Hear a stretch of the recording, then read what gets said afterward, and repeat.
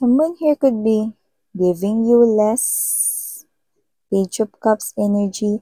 An energy na matagal mo nang ka-in relationship pero parang walang pagbabago. Ang liit pa rin ng na-offer niya sa inyo rito, no? Yan. So, parang hindi balance eh. Parang yung na-offer mo rito is mas malaki kumpara sa kanya. Yung mga nagagawa mo dito ay higit na mas malaki. Kunwari ganito. Yung sa'yo, yung nagagawa mo, 60%, tapos lumalaki pa yung 70%, 80% no, na pinaparamdam mo sa kanya rito, no? How affectionate you are, no? And it could be a love reading here, no? From the looks of this. But this person here, even though matagal na kayo, okay? Could be dealing here with younger than you, pero mas nakuha nating immature siya. You're still receiving less. Parang kunwari, ang nabibigay niya sa'yo rito ay 40% of his or her time, 40% of his or her love and attention. Tapos, kada taon, hindi nagbabago yun. 40% pa rin. Yan. Ano nangyayari dito? So, let us see.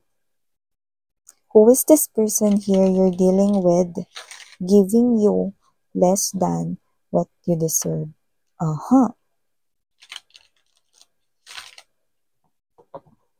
Well, Sashi, I don't like this person's energy.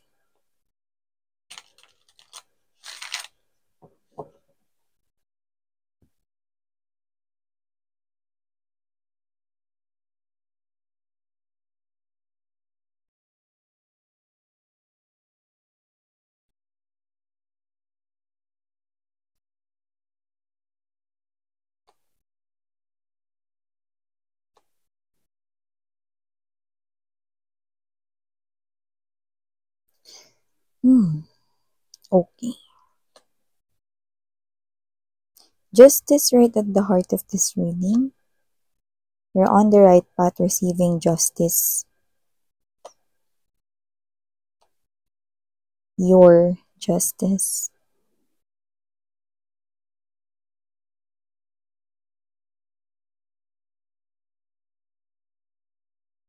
Okay. I love the outcome here for you guys.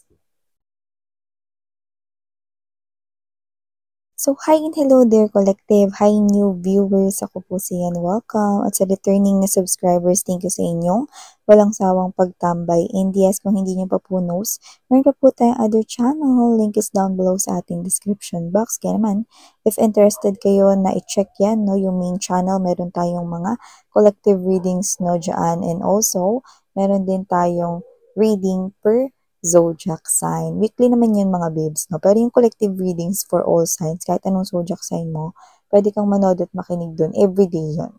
Okay? So, wala rin tayong gender here, kaya babae, lalaki, LGBT, lahat welcome. Pwede rin pong i-flip or i-switch yung mga roles dahil ito ay isang general reading. And at the end of the day, everybody meron kayong free will na free nyong gamitin anytime, anywhere. So, yun nga mga babes, no, timeless din ito. So, pwedeng ito ay tapos na, nangyari na. Sa iba naman nangyayari pa lang. Sa iba naman ay mangyayari pa lamang or mangyayari sa inyong future. No? Prediction sa inyong future. So,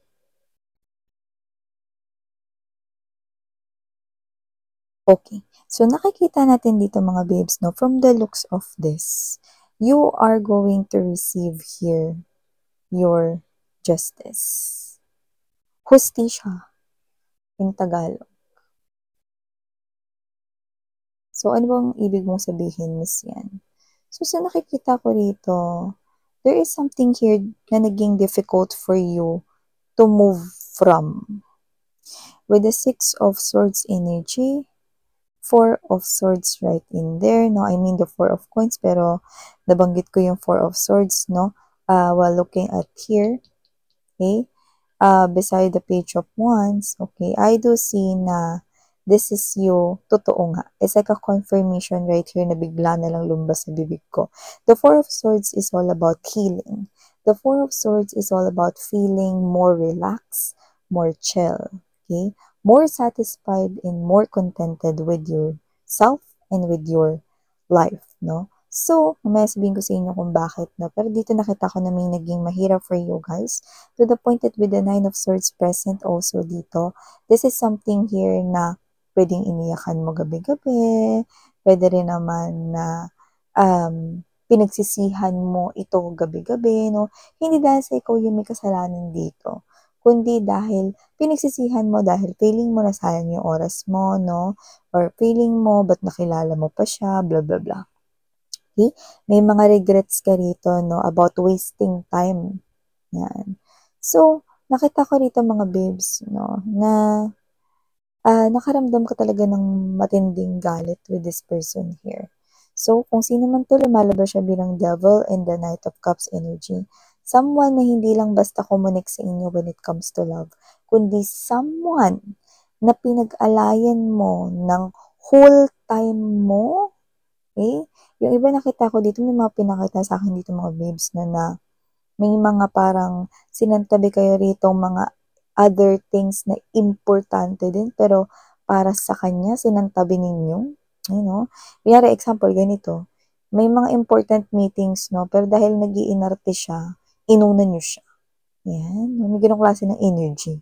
So, kahit mapagalitan na kayo ng boss ninyo, inuna niyo pa rin siya. Example lang yun. So, may mga ganong instances dati na inuuna mo siya. Okay? Kasi nga, mas importante siya para sa inyo kumpara sa ibang bagay or ibang dealings ninyo sa inyong life. But this person here appears here to be the devil. And kung sino man siya, tower right here is nandito. So, ibig sabihin, this person right here is someone na posibleng may mga bagay na ginawang hindi maganda sa inyo with the Tower card energy na nahirapan kayo to move away from. Okay? Kasi siguro, kayo to na hindi kayo makapaniwala paano nyo nagawa yun. Sweet naman siya sa inyo, mabait naman siya sa inyo rito with the Knight of Cups energy, no? Yan. Pero I'm getting that, song. I remember that song. Mambobola, bola, das may tingkilan na. Diba? So, kung sino man to, mambobola. Siguro ng past life niya dati siyang siopaw. Diba? So, kung sino man siya mga babes, no? Maaring mambobola nga ito. Okay? Dahil posibleng patuloy ang kanya ritong pagpapanggap, no?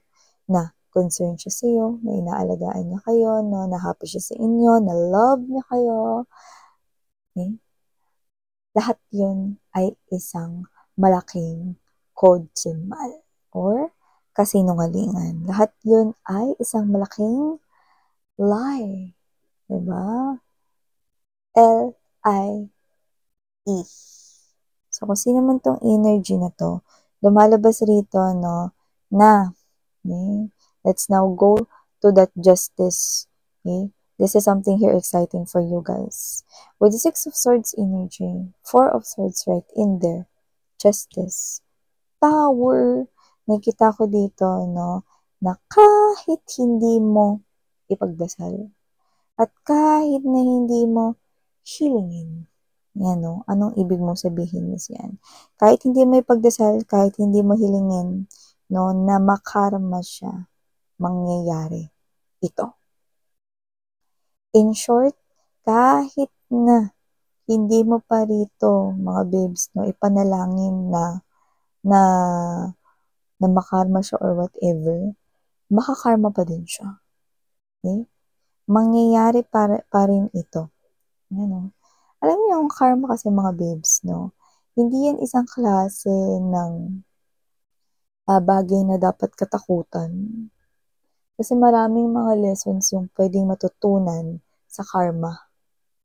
At dito sa bagay na to, may mga kailangan siya ditong matutunan, okay, sa pamamagitan ng mga karma. Yan, o. At nakikita ko dito na yung mga karma niya ay hindi smooth, kundi rocky road, no? So, ganun. Alam mo yung energy, yung parang nasa loob kayo ng sasakyan, no? Tapos, dumadaan kayo, no, sa lubak-lubak na daanan, no, yung puro lubak yung daanan, no, walang straight na daanan, no, di ang sakit nun sa puwet. Parang ganun, no? So, yung daanan niya, yung mga karmang marireceive niya na nangyayari na po ngayon sa kanyang life, no, ay dug-dug-dug-dug, zigzag, ano? So, ibig sabihin, no, may mga situations ngayon na kinakaharap tong tao na ito at kung hindi pa, no, maaaring maliliit pa lamang yung nare-receive niya ritong karma, no, pero yan ay lalaon pa, dadami pa. So, kung sino man tong energy na to, no, this person right here is receiving this. Bakit? Dahil kasalanan mo, collective. Anyo? Hindi yun ganun. Dahil kasalanan niya.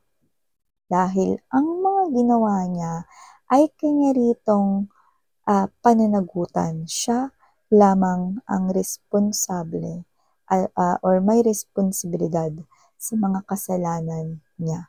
Kaya ang tanging makakatanggap ng mga karma ay walang iba kundi siya.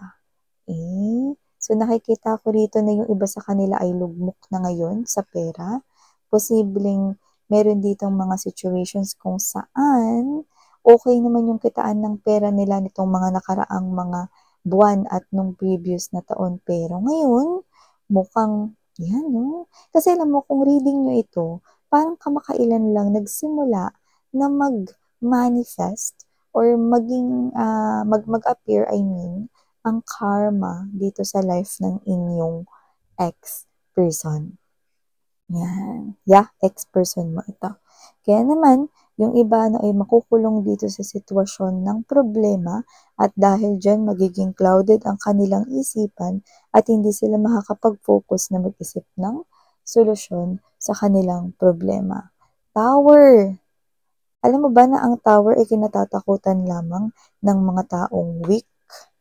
At ang tower I mean ay kinatatakutan lamang ng mga taong may kasalanan.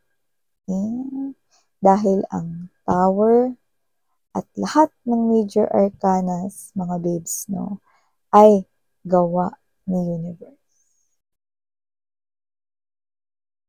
May dahilan kung bakit niya ginagawa sa person na to. Bakit? Para ipagkiganti ka? Pwede mong isipin ganun. Pero kasi si universe, mga babes, is God. So, tinuturuan niya lang yung kanyang demonyong anak na maging isang anghel. God is the Father of us all. Whatever your religion is, whatever your belief is, or your traditions and cultures, we only have one. Shin, or God. Diba? So, kung sino man tong energy na to, kahit hindi mo hilingin o kahit hindi ka dyan sumayaw-sayaw or mag-insenso, kahit hindi ka maghanap ng legit na tao, no, na kakastigo dito sa person na to, no, ang karma ay darating at darating sa kanyang pintuan. At kahit na hindi niya pa ito pagbuksan, makakapasok pa rin ito sa kanyang life or buhay. Yan. At ikaw, ang karma mo ay ang makapagsimula ulit. Matagal ka ritong nasadlak, no, sa ganitong klase ng sitwasyon. Others of you, nagkaroon pa kayo rito ng sanga-sangang insecurities dahil sa taong ito. Okay? Pero, kagaya na sinabi ko sa inyo kanina, no, upon looking at this, okay, na-mention ko yung Four of Swords and kung ganun man, it's right next to the Page of Wands energy, meaning to say, healing will comes next into your life and you will be happy once again. And look at this, Eight of Pentacles energy, Three of Wands and the Page of Wands energy. What does that mean? In your future, you will be happy ulit or once again. See? Ganun yun, mga babes, no? While you are receiving here that well-being na naayos sa inyo, your physical, mental, your emotional, no? lahat yan mafi-fix, maaayos. Your future is becoming clear and vivid right here. Look at that, no? This is the surfing board. Kaya mo nang sumabay sa alon at agos ng buhay dito no, sa inyong future ng walang kinatatakutan.